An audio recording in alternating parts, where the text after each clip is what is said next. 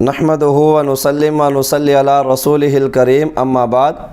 اردو کا ایک محاورہ ہے، جس کا کام اسی کو ساجے، اور اس کے پس منظر میں ایک کہانی بندر اور بڑئی والی ہے۔ تو اس پوری کہانی کا خلاصہ یہ ہے، جس کا کام نہ ہو اگر وہ اس کام سے چھیڑ خانی کرے تو اپنی جان بھی گنوا سکتا ہے یا نقصان سے دوچار بھی ہو سکتا ہے، جیسے کہ اس کہانی میں بندر کے ساتھ ہوتا ہے۔ یہ ہماری 9th یا 10th کی اردو میں یہ کہانی شامل ہے، ہمارے نصاب کے اندر یہ جو ہماری تعلیمی نظام میں پڑھایا جا رہا ہے۔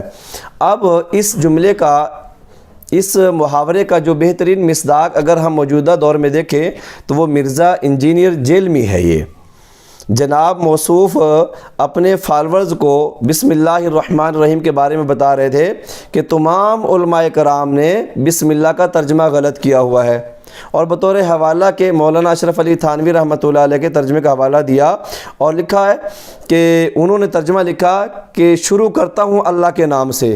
اب موصوف اپنی جہالت کا اظہار کرتے ہوئے کہتے ہیں کہ یہ شروع کرتا ہوں یہ کس کا ترجمہ ہے؟ یہ ذرا موصوف کی بات کو بھی ملاحظہ کیجیے۔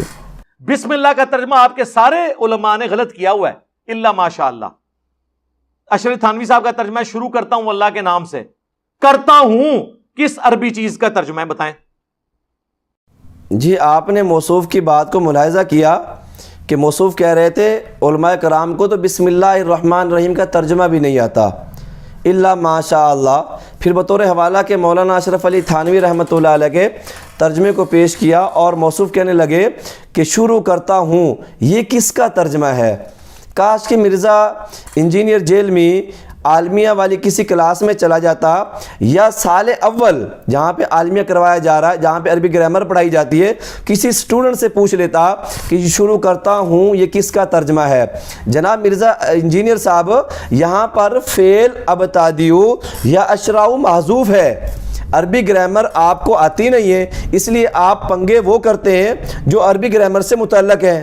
جب آپ عربی گرامر سے واقف نہیں ہیں، پنگے آپ کے بڑے بڑے ہیں، تو لہٰذا آپ کی جہالت ہی ٹپکے گی اس کے مقابلے میں۔ اور کیا ہوگا؟ یہ یہاں پر ابتدیو یا اشراء فعل محذوف ہے، با حرف جار ہے، آگے لفظ اسم ہے جو مضاف ہے، لفظ اللہ موصوف ہے، الرحمن الرحیم یہ لفظ اللہ کی دو صفتیں ہیں۔ موصوف اپنی صفت سے مل کر مضاف کا مضاف الیہ ہے، مضاف مضاف الیہ مل کر دونوں با حرف جار کے مجرور ہیں، اور جار مجرور مل کر یہ متعلق ہیں ابتدیو یا اشراء فعل کے، جس کا معنی کرتے شروع کرتا ہوں، اس کا ترجمہ ابتدیو فعل کا ہے یا اشراء فعل کا ہے یہ۔